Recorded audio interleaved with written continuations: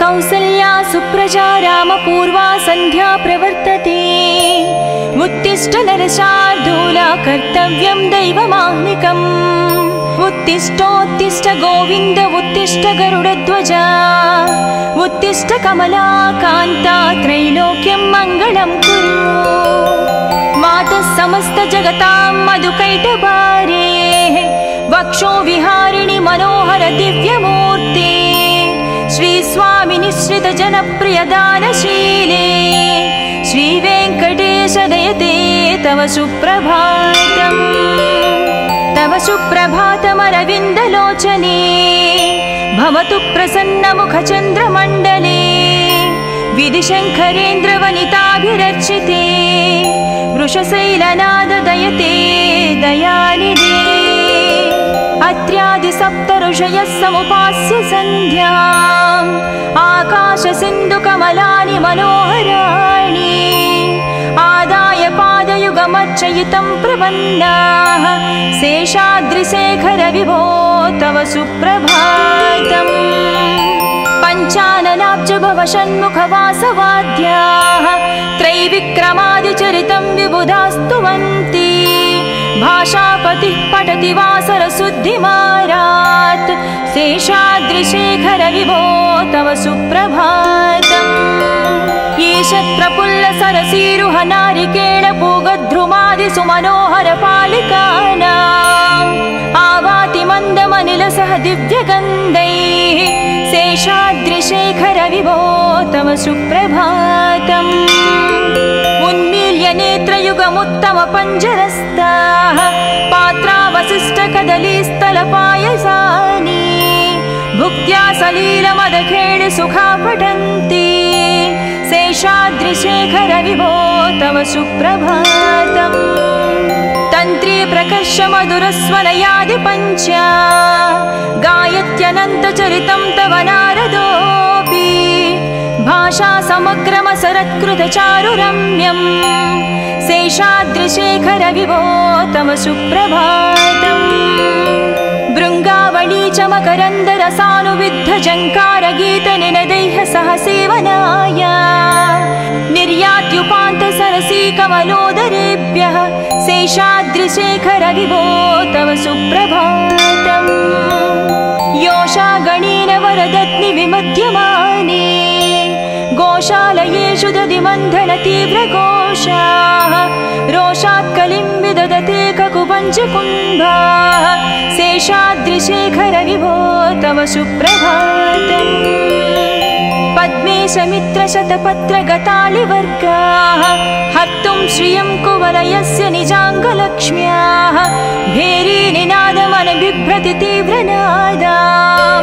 शेषाद्रिशेखर विभो तव सुप्रभातम् श्रीमन्नभीष्टवरदाखिल लोकबन्धो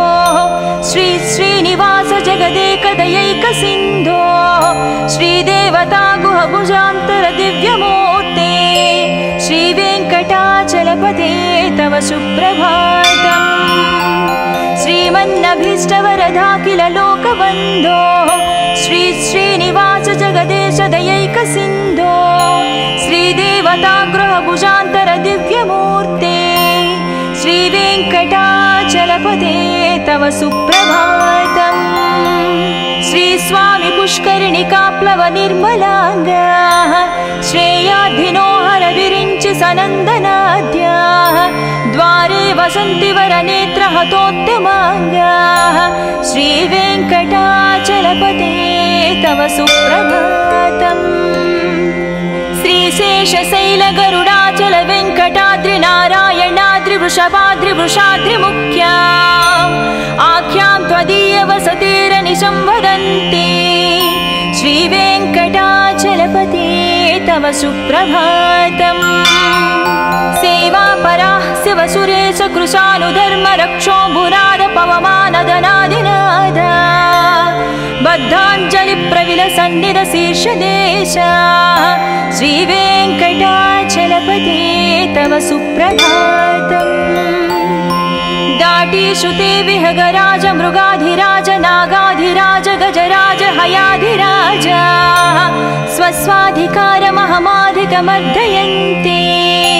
श्रीवेङ्कटाचलपते तव सुप्रभातम् सूर्येन्दुभौमबुधवाक्पति काव्यसौर्यसद्भानुकेतु दिवि सत्परिसत्प्रधानाः त्वद्वासदापचरमावधिदासदासाः श्रीवेङ्कटाचलपते तव सुप्रभातम्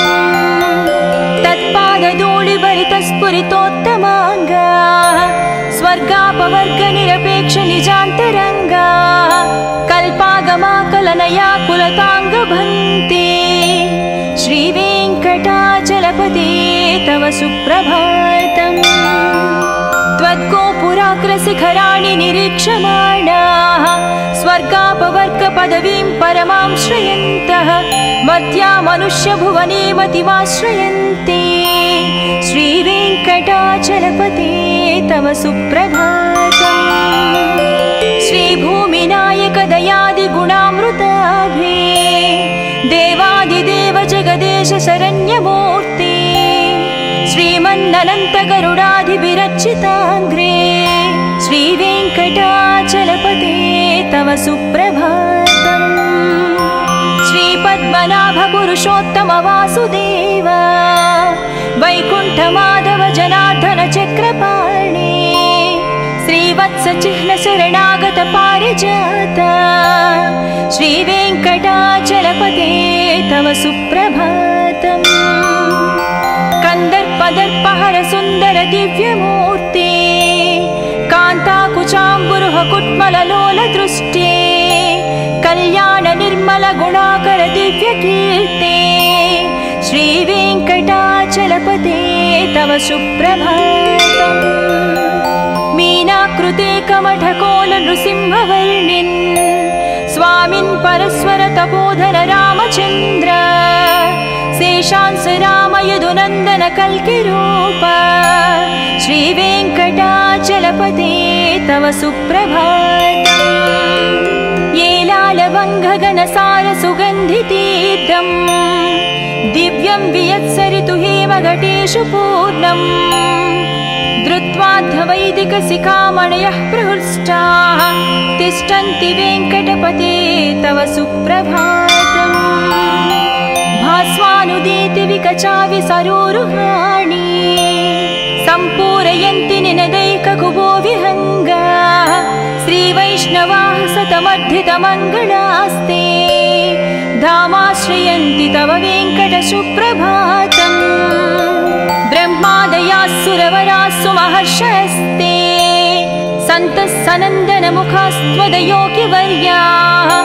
धामान्तिके तव हि मङ्गलवस्तु हस्ताः श्रीवेङ्कटाचलपते तव सुप्रभातम् लक्ष्मीनिवास निरवद्य गुणैकसिन्धो संसारसागर समुत्तरणैकसेतो वेदान्तवेद्य निजवैभव भक्तभोग्या श्रीवेङ्कटाचलपते तव सुप्रभातम् लक्ष्मीनिवास निरवद्य गुणैकसिन्धो संसारसागर समुत्तरणैकसेतो वेदान्तवेद्य निजवैभव भक्तभोग्या श्रीवेङ्कटाचलपते तव सुप्रभातम् इत्थं वृषाचलपतेरिह सुप्रभातम् ये मानवः प्रतिदिनं पठितुं प्रवृत्ताः तेषां प्रभातसमये स्मृतिरङ्गभाजां प्रज्ञां परार्धसुलभां परमां प्रसूते इत्थं वृषाचलपतेरिह सुप्रभातम् ये मानवः प्रतिदिनं पठितुं प्रवृत्ताः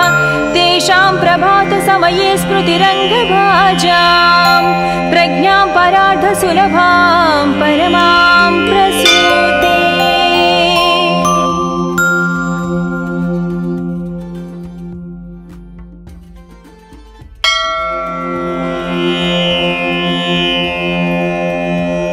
कौसल्या सुप्रजा रामपूर्वा सन्ध्या प्रवर्तते उत्तिष्ठ नरशार्दूला कर्तव्यं दैवमाह्निकम् उत्तिष्ठोत्तिष्ठ गोविन्द उत्तिष्ठ गरुडध्वजा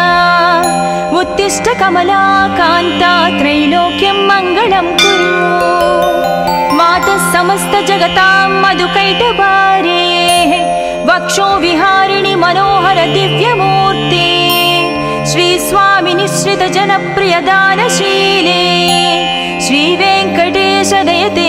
तव सुप्रभातम्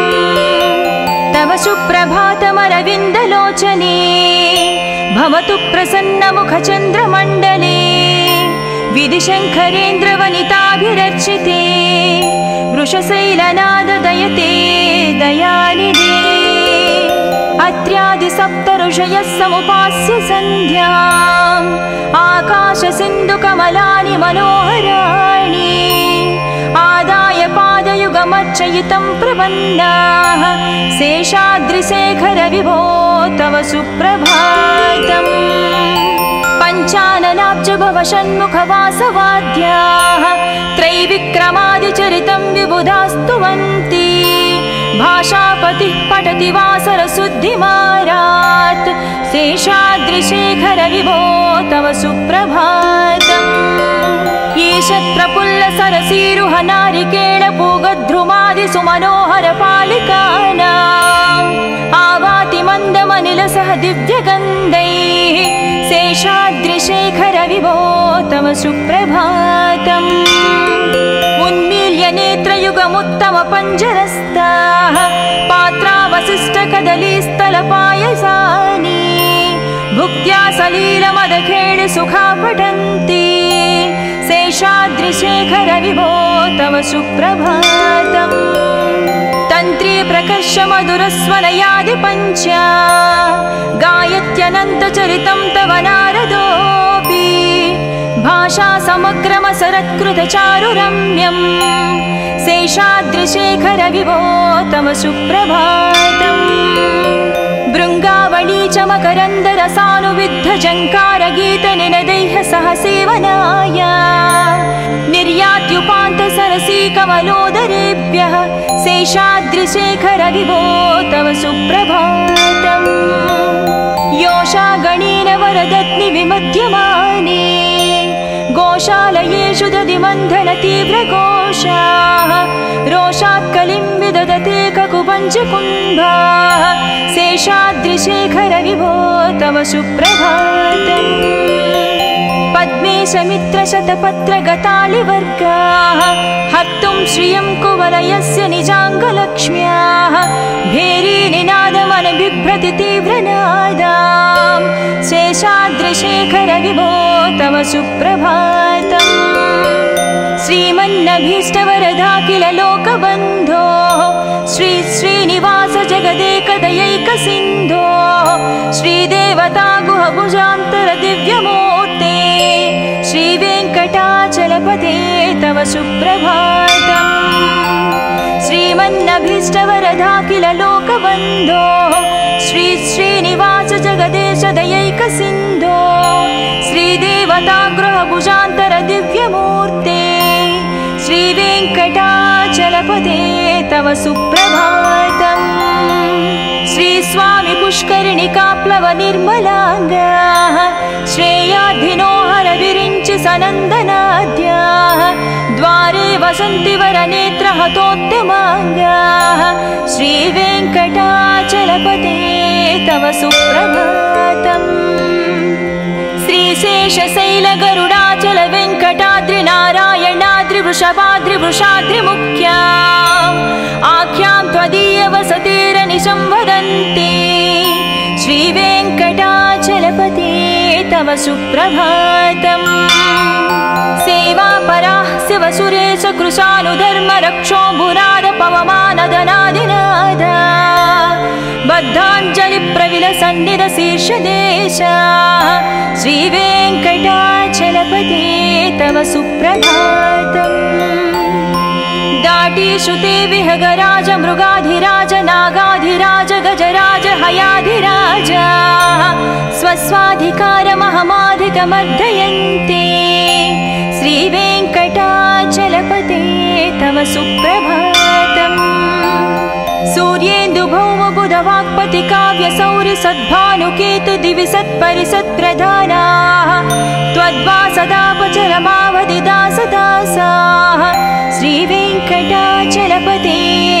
सुप्रभातम् तत्पादधूलिभरितस्फुरितोत्तमाङ्गा स्वर्गापवर्गनिरपेक्ष निजान्तरङ्गा कल्पागमाकलनया कुलताङ्गभन्ते श्रीवेङ्कटाचलपते तव सुप्रभातम् त्वद्गोपुराग्रशिखराणि निरीक्षमाणाः स्वर्गापवर्गपदवीं परमां श्रयन्तः मध्या मनुष्यभुवने मतिमाश्रयन्ते श्रीवेङ्कटाचलपते तव सुप्रभातम् श्रीभूमिनायक दयादिगुणामृताभे देवादिदेव जगदेश शरण्यमूर्ते श्रीमन्ननन्त गरुडाधिभिरर्चिताङ्घ्रे श्रीवेङ्कटाचलपते तव सुप्रभातम् श्रीपद्मनाभ पुरुषोत्तम वासुदेव वैकुण्ठमाधव जनार्दन चक्रपाणे श्रीवत्स चिह्न शरणागत पारिजात श्रीवेङ्कटाचलपते तव सुप्रभातम् कंदर्पदर्पहर सुंदर दिव्यमूर्ते कांताकुचाम्बुरुह कुट्मललोल दृष्टे कल्याण निर्मल गुणाकर दिव्यकीर्ते श्रीवेङ्कटाचलपते तव सुप्रभातम् मीनाकृते कमठकोल नृसिंहवर्णिन् स्वामिन् परस्वर तपोधर रामचन्द्र शेषांस राम यदुनन्दन कल्किरूप श्रीवेङ्कटाचलपते तव सुप्रभातम् येलालवङ्घगनसार सुगन्धितीर्थम् दिव्यं वियत्सरितु हेमघटेषु पूर्णम् धृत्वाध्वैदिकशिखामणयः प्रहृष्टाः तिष्ठन्ति वेङ्कटपते तव सुप्रभातम् भास्वानुदीति विकचावि सरोरुहाणि सम्पूरयन्ति निनदैककुबो विहङ्गाः श्रीवैष्णवाः सतमर्धितमङ्गलास्ते धामाश्रयन्ति तव वेङ्कट सुप्रभातम् ब्रह्मादयाः सुरवराः सुमहर्षयस्ते सन्तः सनन्दनमुखास्त्वदयोगिवर्याः धामान्तिके तव हि मङ्गलवस्तुहस्ताः श्रीवेङ्कटाचलपते तव सुप्रभातम् लक्ष्मीनिवास निरवध्य गुणैकसिन्धो संसारसागर समुत्तरणैकसेतो वेदान्तवेद्य निज वैभव भक्तभोग्या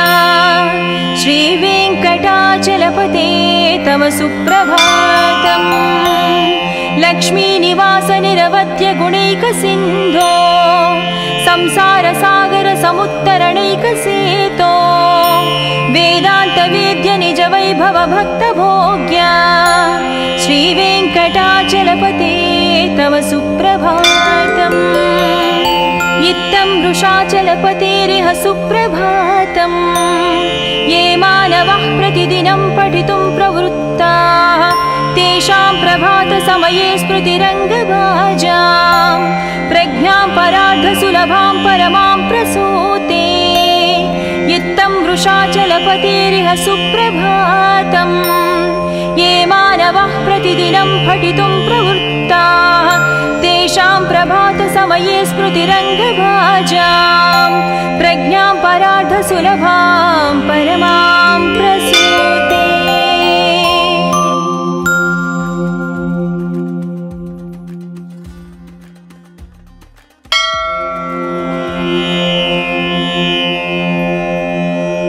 कौसल्या सुप्रजा रामपूर्वा सन्ध्या प्रवर्तते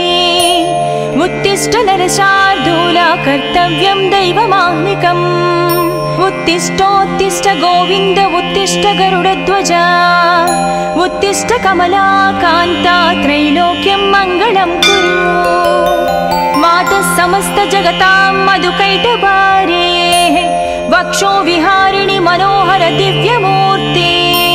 श्री स्वामी निश्रित जनप्रिय दानशीले श्री वेङ्कटेश दयते तव सुप्रभातम् तव सुप्रभातमरविन्दलोचने भवतु प्रसन्नमुखचन्द्रमण्डले विधिशङ्करेन्द्रवनिताभिरर्चिते वृषशैलनाददयते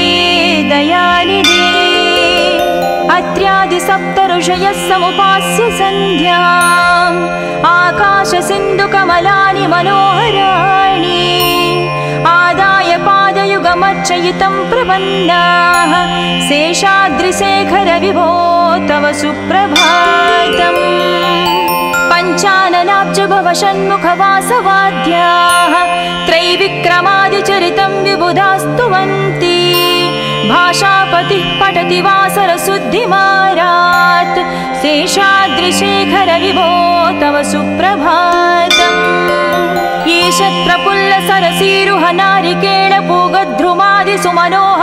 ईशत्रपुल्लसरसीरुहनारिकेळपूगद्रुमादिसुमनोहरपालिकानाम्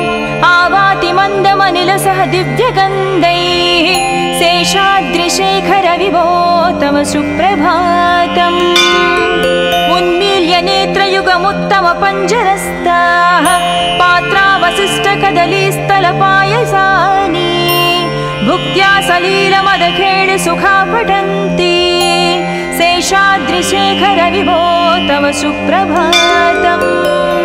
तन्त्री प्रकर्षमधुरस्वनयादिपञ्च गायत्यनन्तचरितं तव नारदोऽपि भाषा समग्रमसरत्कृतचारुरम्यम् शेषाद्रिशेखरविभो तव सुप्रभातम् भृङ्गावळी च मकरन्दरसानुविद्धजङ्कारगीतनिनदैः सह सेवनाय निर्यात्युपान्तसरसीकमलोदरेभ्यः शेषाद्रिशेखरविभो तव सुप्रभातम् योषागणेन वरदत्नि विमध्यमाने गोशालयेषु दधिमन्थनतीव्रघोषाः रोषात् कलिं विदधते ककुपञ्चकुम्भाः शेषाद्रिशेखरविभो तव सुप्रभातम् पद्मेशमित्रशतपत्रगतालिवर्गाः हर्तुं श्रियं कुवलयस्य निजाङ्गलक्ष्म्याः भेरीनिनादमनबिभ्रति तीव्रनादाम् शेषाद्रिशेखरविभो तव सुप्रभातम् श्रीमन्नभीष्टवरदा लोकबन्धो श्री श्रीनिवास जगदेकदयैकसिन्धो श्रीदेवता गुहभुजान्तर दिव्यमूर्ते श्रीवेङ्कटाचलपते तव सुप्रभातम् श्रीमन्नभीष्टवरदा लोकबन्धो श्री श्रीनिवास जगदेश दयैकसिन्धो श्रीदेवता गृहभुजान्तर दिव्यमूर्ते श्रीवेङ्कटाचलपते तव सुप्रभातम् श्रीस्वामि पुष्करिणिकाप्लव निर्मलाङ्गाः श्रेयाधिनो हरविरिञ्चि सनन्दनाद्याः द्वारे वसन्ति वरनेत्रहतोत्तमाङ्गाः श्रीवेङ्कटाचलपते तव सुप्रभातम् श्रीशेषशैलगरुडाचल वेङ्कटाद्रिनारायणाद्रिवृषभाद्रिवृषाद्रिमुख्या आख्यां त्वदीयवसतिरनिशं वदन्ति श्रीवेङ्कटाचलपते तव सुप्रभातम् सेवापराः शिवसुरेश कृशानुधर्मरक्षो भुराद पवमानदनादिनाद बद्धाञ्जलिप्रविलसन्निधशीर्षदेश श्रीवेङ्कटाचलपते तव सुप्रभातम्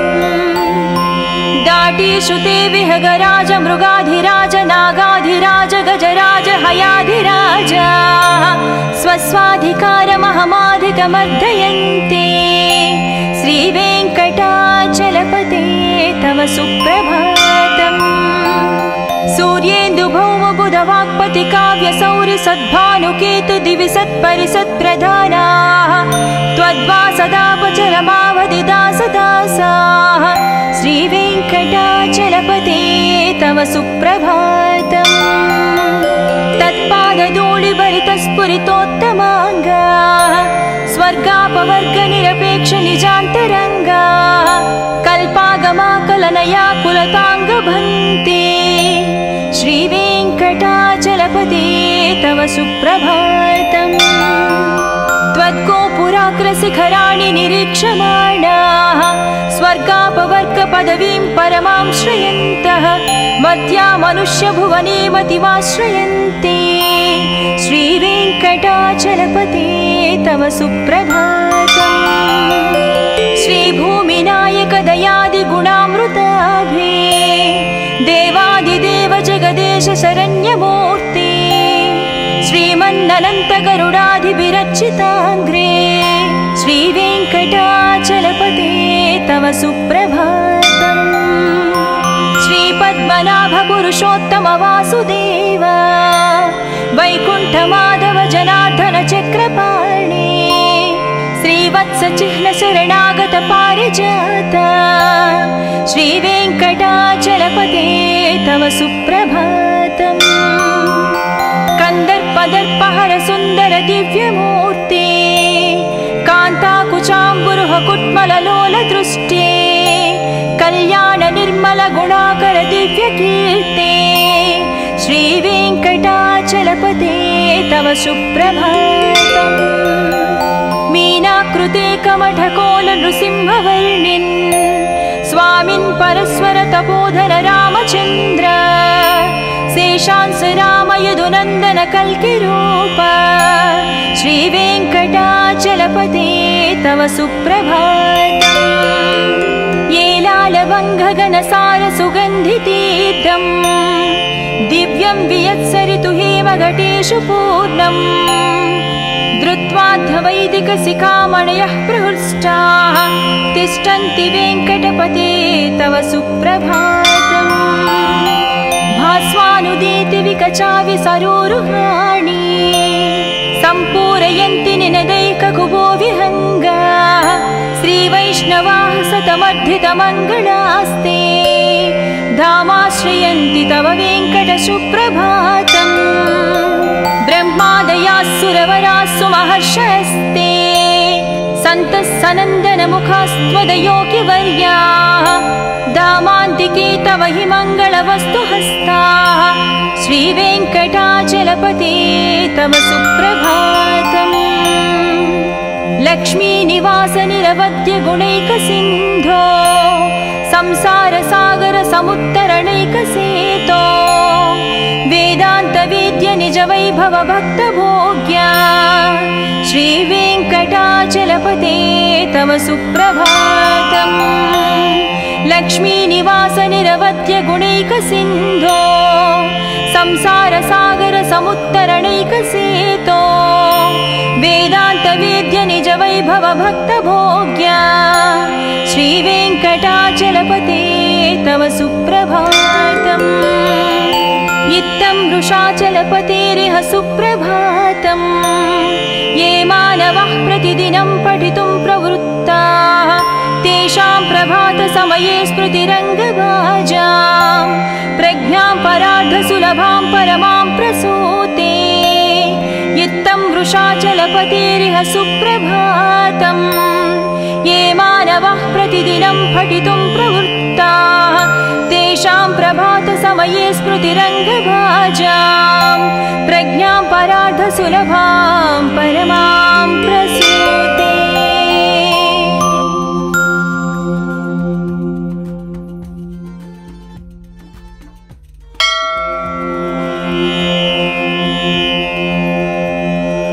कौसल्या सुप्रजा रामपूर्वा सन्ध्या प्रवर्तते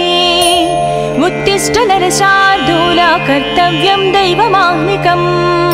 उत्तिष्ठोत्तिष्ठ गोविन्द उत्तिष्ठ गरुडध्वजा उत्तिष्ठ कमलाकान्ता त्रैलोक्यं मङ्गलं कुरु मातः समस्त जगतां मधुकैटभारे वक्षो विहारिणि मनोहर दिव्यमूर्ते श्री स्वामी निश्रित जनप्रिय दानशीले श्री वेङ्कटेश दयते तव सुप्रभातम् तव सुप्रभातमरविन्दलोचने भवतु प्रसन्नमुखचन्द्रमण्डले विधिशङ्करेन्द्रवनिताभिरर्चिते वृषशैलनाद दयते दयानिधे अत्र्यादिसप्तऋषीणां ऋषयः समुपास्य सन्ध्याम् आकाशसिन्धुकमलानि मनोहराणि आदाय पादयुगमर्चयितं प्रपन्नाः शेषाद्रिशेखर विभो तव सुप्रभातम् पञ्चाननाब्ज भव षण्मुखवासवाद्याः त्रैविक्रमादिचरितं विबुधास्तुवन्ति भाषापतिः पठति वासरशुद्धिमारात् शेषाद्रिशेखर विभो तव सुप्रभातम् ईषत्प्रफुल्लसरसीरुह नारिकेळपूगद्रुमादिसुमनोहरपालिकानाम् आवाति मन्दमनिलसह दिव्यगन्धैः शेषाद्रिशेखर विभो तव सुप्रभातम् उन्मील्य नेत्रयुगमुत्तमपञ्जरस्ताः पात्रावशिष्टकदलीस्थलपायसानि भुक्त्या सलीलमदखेळि सुखा पठन्ति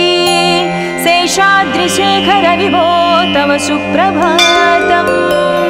तन्त्री प्रकर्ष मधुरस्वनयादिपञ्च गायत्यनन्तचरितं तव नारदोऽपि भाषा समग्रमसरत्कृतचारुरम्यम् शेषाद्रिशेखर विभो तव सुप्रभातम्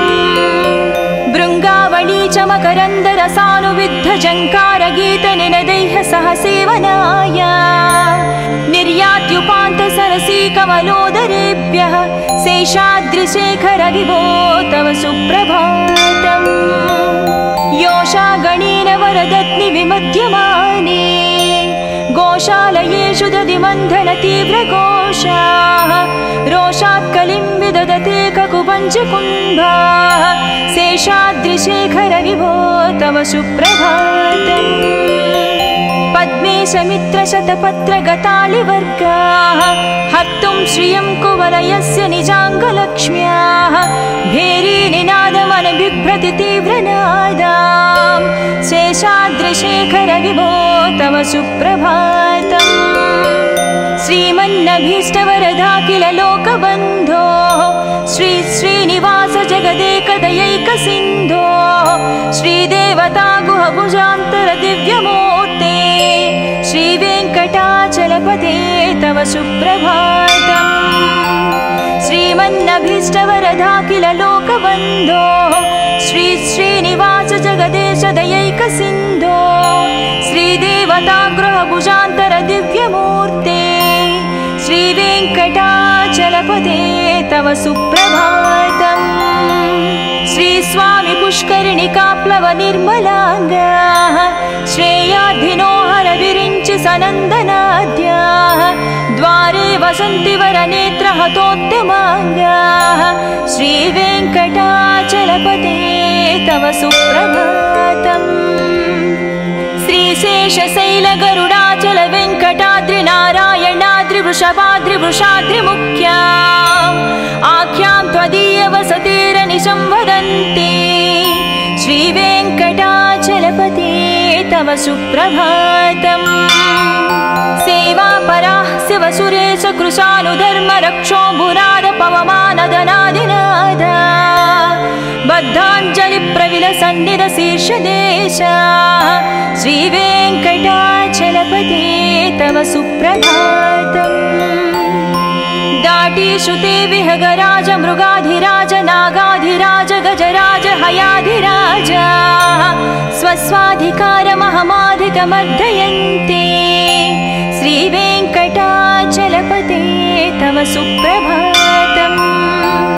सूर्येन्दुभौमबुधवाक्पति काव्यसौरि सद्भानुकेतु दिवि सत्परिसत्प्रधानाः त्वद्वासदापचरमावधिदासदासाः श्रीवेङ्कटाचलपते तव सुप्रभातम् तत्पादधूलिभरितस्फुरितोत्तमाङ्गाः स्वर्गापवर्गनिरपेक्ष निजान्तरङ्गाः कल्पागमाकलनया कुलताङ्गभन्ते श्रीवेङ्कटाचलपते तव सुप्रभातम् त्वद्गोपुराग्रशिखराणि निरीक्षमाणाः स्वर्गापवर्गपदवीं परमां श्रयन्तः मर्त्या मनुष्यभुवने मतिमाश्रयन्ते श्रीवेङ्कटाचलपते तव सुप्रभातम् श्रीभूमिनायक दयादिगुणामृताभे देवादिदेव जगदेश शरण्यमूर्ते श्रीमन्ननन्त गरुडाधिविरचिताङ्ग्रे श्रीवेङ्कटाचलपते तव सुप्रभातम् श्रीपद्मनाभ पुरुषोत्तम वासुदेव वैकुण्ठमाधव जनार्दन चक्रपाणे श्रीवत्स चिह्न शरणागत पारिजात श्रीवेङ्कटाचलपते तव सुप्रभातम् कन्दर्पदर्पहर सुन्दर दिव्यमूर्ते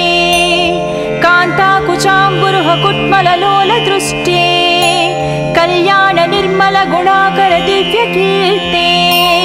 श्रीवेङ्कटाचलपते तव सुप्रभातम् मीनाकृते कमठकोल नृसिंहवर्णिन् स्वामिन् परस्वर तपोधन रामचन्द्र शेषांस राम यदुनन्दन कल्किरूप श्रीवेङ्कटाचलपते तव सुप्रभातम् येलालवङ्घगणसार सुगन्धितीर्थम् दिव्यं वियत्सरितु हेमघटेषु पूर्णम् धृत्वाद्धवैदिकशिखामणयः प्रहृष्टाः तिष्ठन्ति वेङ्कटपते तव सुप्रभातम् भास्वानुदीति विकचाविसरोरुहाणि सम्पूरयन्ति निनदैककुबो विहङ्गा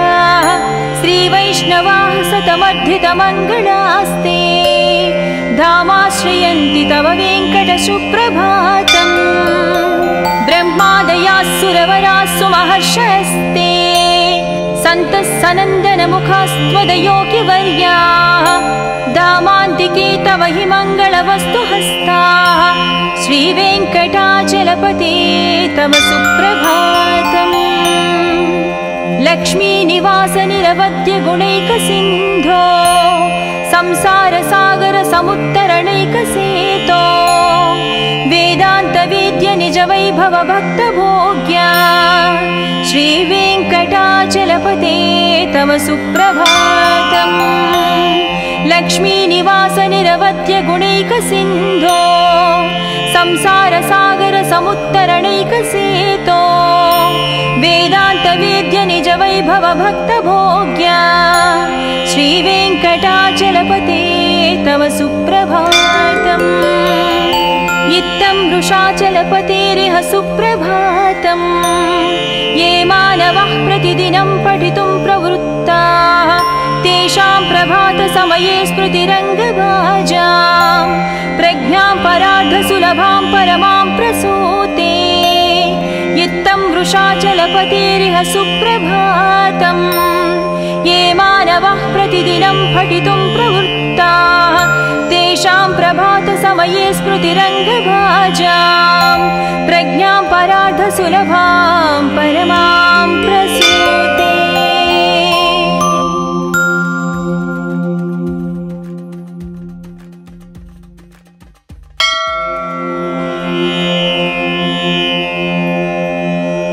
कौसल्या सुप्रजा रामपूर्वा सन्ध्या प्रवर्तते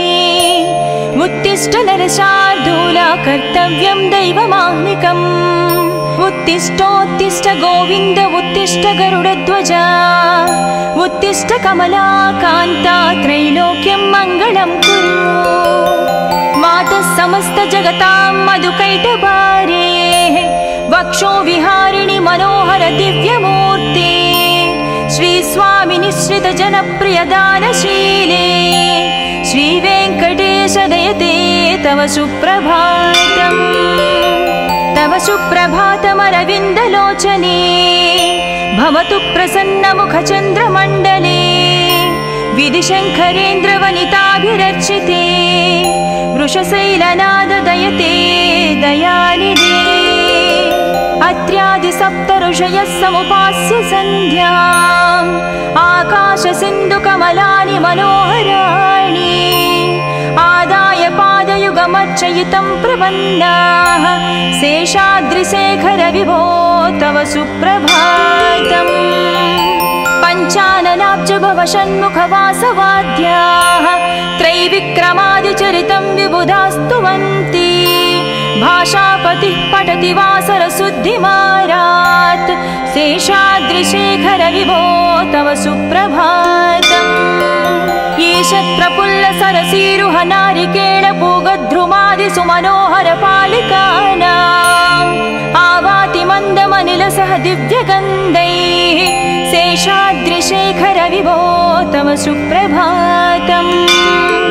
उन्मील्य नेत्रयुगमुत्तम पञ्जरस्ताः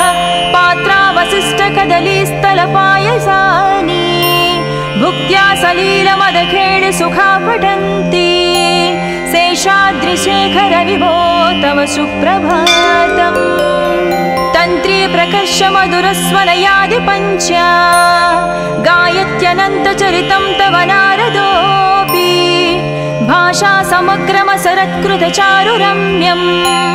शेषाद्रिशेखर विभो तव सुप्रभातम् भृङ्गावळी च मकरन्दरसानुविद्ध जङ्कारगीतनिनदैः सह सेवनाय निर्यात्युपान्त सरसी कमलोदरेभ्यः शेषाद्रिशेखर विभो तव सुप्रभातम् योषा गणेन वरदत्नि विमध्यमाने गोशालयेषु दधिमन्थन तीव्रघोषाः रोषात् कलिं विदधते ककुपञ्चकुम्भाः शेषाद्रिशेखर विभो तव सुप्रभातम् पद्मेशमित्रशतपत्रगतालिवर्गाः हर्तुं श्रियं कुवलयस्य निजाङ्गलक्ष्म्याः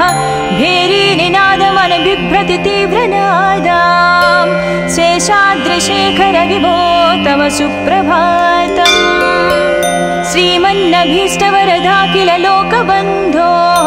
श्री श्रीनिवास जगदेकदयैकसिन्धो श्रीदेवता गुहभुजान्तर दिव्यमूर्ते श्रीवेङ्कटाचलपते तव सुप्रभातम् श्रीमन्नभीष्टवरदाखिल लोकबन्धो श्री श्रीनिवास जगदेश दयैकसिन्धो श्रीदेवता गृहभुजान्तर दिव्यमूर्ते श्रीवेङ्कटाचलपते तव सुप्रभातम् श्री स्वामी पुष्करिणिकाप्लव निर्मलाङ्गाः श्रेयाधिनोहर विरिञ्चि सनन्दनाद्याः द्वारे वसन्ति वरनेत्रहतोत्तमाङ्गाः श्रीवेङ्कटाचलपते तव सुप्रभातम् श्रीशेषशैलगरुडाचल वेङ्कटाद्रि नारायणाद्रि वृषभाद्रि वृषाद्रिमुख्या आख्यां त्वदीयवसतिरनिशं वदन्ति श्रीवेङ्कटाचलपते तव सुप्रभातम् सेवापराः शिवसुरेश कृशानुधर्म रक्षोऽम्बुनाद पवमानदनादिनादा बद्धाञ्जलि प्रविलसन्निध शीर्षदेशा श्रीवेङ्कटाचलपते तव सुप्रभातम्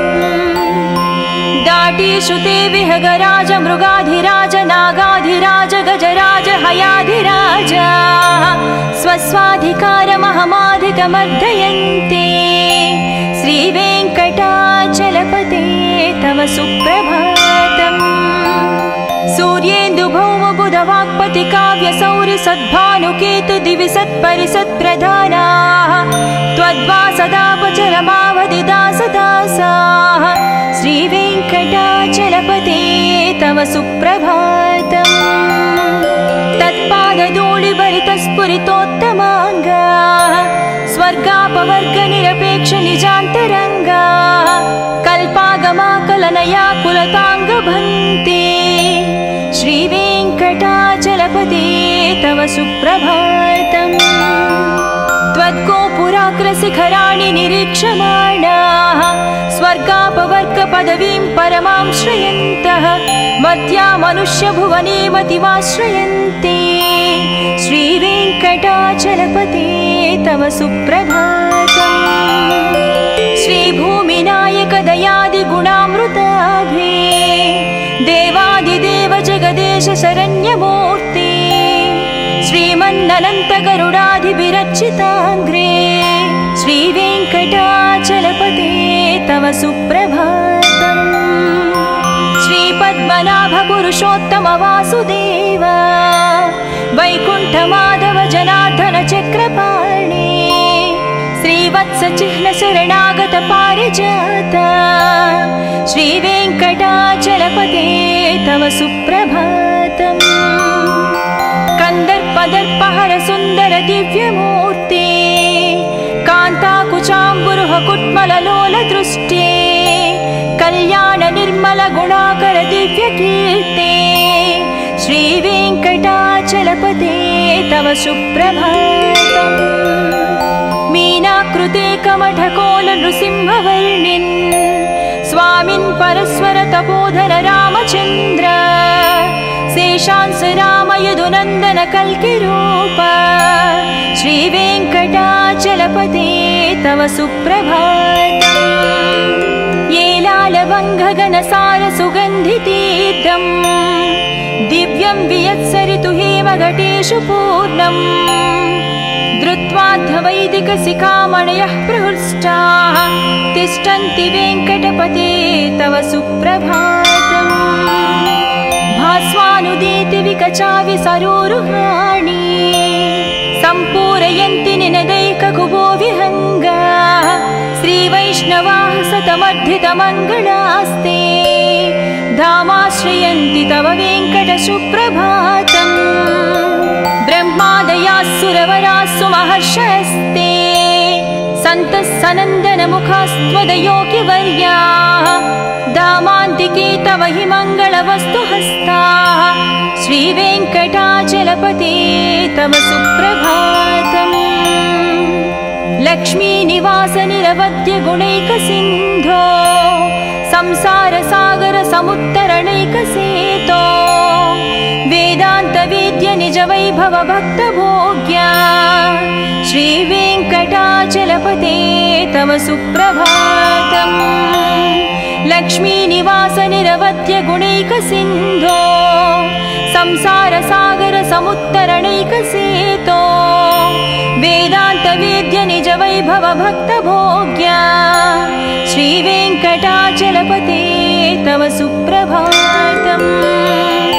इत्थं वृषाचलपतेरिह सुप्रभातम्। ये मानवः प्रतिदिनं पठितुं प्रवृत्ताः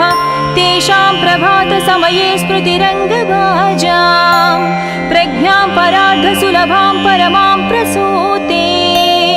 इत्थं वृषाचलपतेरिह सुप्रभातम्। ये मानवः प्रतिदिनं पठितुं प्रवृत्ताः तेषां प्रभातसमये स्मृतिरङ्गभाजां प्रज्ञां परार्धसुलभां परमां प्रसूते।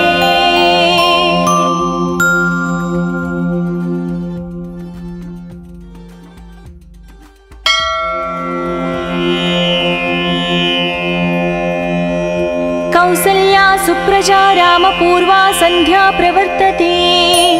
उत्तिष्ठ नरशार्दूला कर्तव्यं दैवमाह्निकम्। उत्तिष्ठोत्तिष्ठ गोविन्द उत्तिष्ठ गरुडध्वजा उत्तिष्ठ कमला कान्ता त्रैलोक्यं मङ्गलं कुरु। मातः समस्त जगतां मधुकैटभारे वक्षो विहारिणि मनोहर दिव्यमूर्ते श्रीस्वामि निश्रित जनप्रिय दानशीले श्रीवेङ्कटेश दयते तव सुप्रभातम्।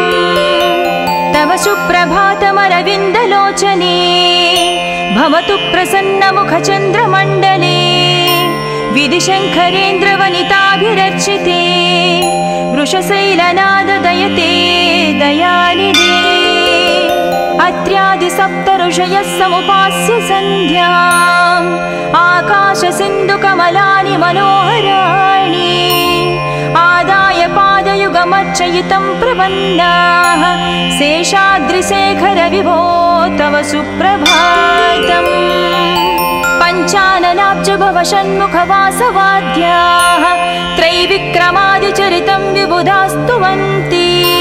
भाषापतिः पठति वासरशुद्धिमारात् शेषाद्रिशेखर विभो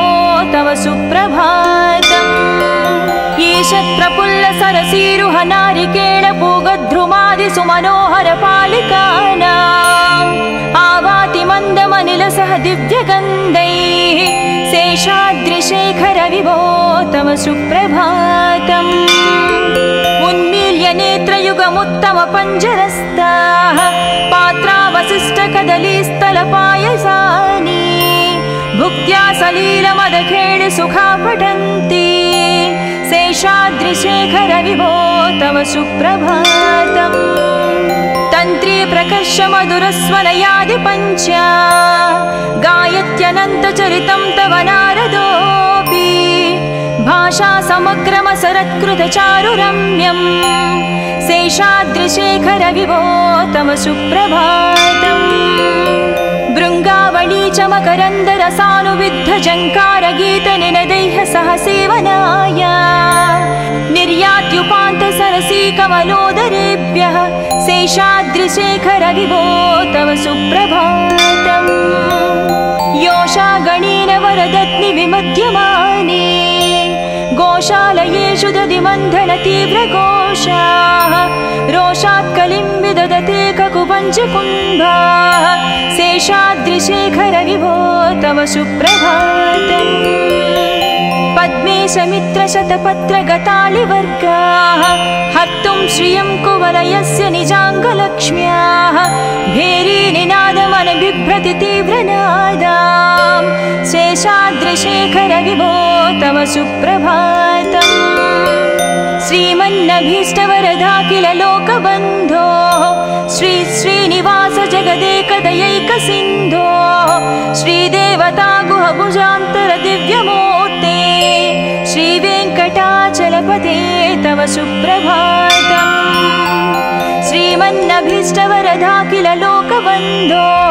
श्री श्रीनिवास जगदेश दयैकसिन्धो श्रीदेवता गृहभुजान्तर दिव्यमूर्ते श्रीवेङ्कटाचलपते तव सुप्रभातम् श्रीस्वामि पुष्करिणिकाप्लव निर्मलाङ्गाः श्रेयाधिनो हर विरिञ्चि सनन्दनाद्याः द्वारे वसन्ति वरनेत्रहतोत्तमाङ्गाः श्रीवेङ्कटाचलपते तव सुप्रभातम् श्रीशेषशैलगरुडाचल वेङ्कटाद्रि नारायणाद्रि वृषभाद्रि वृषाद्रिमुख्या आख्यां त्वदीयवसतिरनिशं वदन्ति श्रीवेङ्कटाचलपते तव सुप्रभातम् सेवापराः शिवसुरेश कृशानुधर्मरक्षोऽम्बुनाद पवमानदनादिनादा बद्धाञ्जलिप्रविलसन्निधशीर्षदेशा श्रीवेङ्कटाचलपते तव सुप्रभातम् दाटीषुते विहगराज मृगाधिराज नागाधिराज गजराज हयाधिराज स्वस्वाधिकारमहमाधिकमर्दयन्ते श्रीवेङ्कटाचलपते तव सुप्रभातम् सूर्येन्दुभौमबुधवाक्पति काव्यसौरि सद्भानुकेतु दिवि सत्परिसत्प्रधानाः त्वद्वासदापचरमावधिदासदासाः श्रीवेङ्कटाचलपते तव सुप्रभातम् तत्पादधूलिभरितस्फुरितोत्तमाङ्गाः स्वर्गापवर्गनिरपेक्षनिजान्तरङ्गाः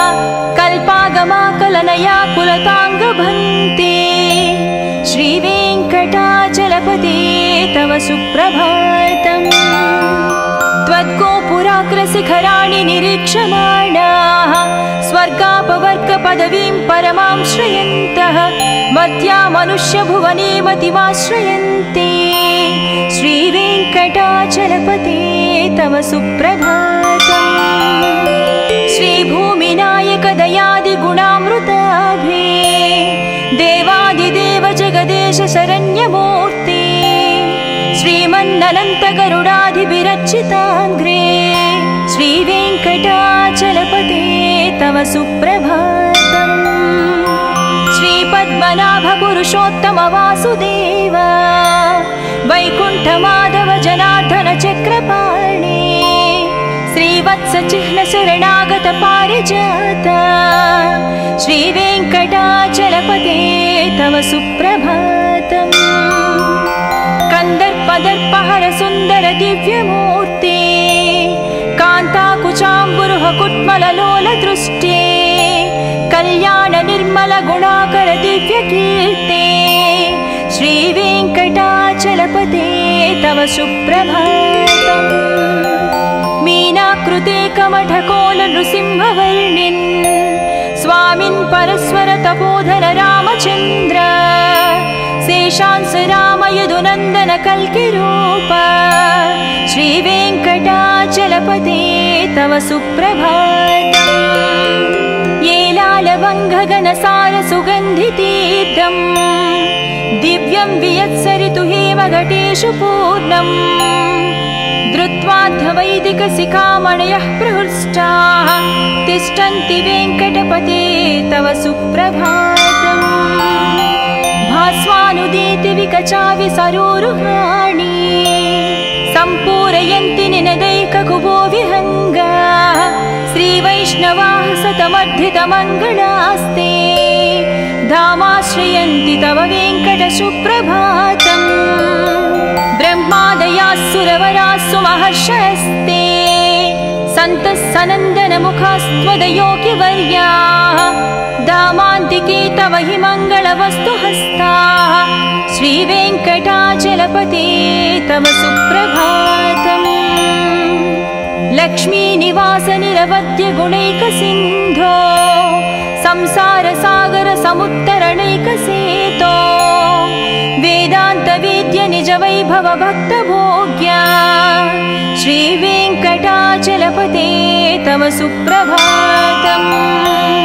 लक्ष्मीनिवास निरवद्य गुणैकसिन्धो संसारसागर समुत्तरणैकसेतो वेदान्तवेद्य निज वैभव भक्तभोग्या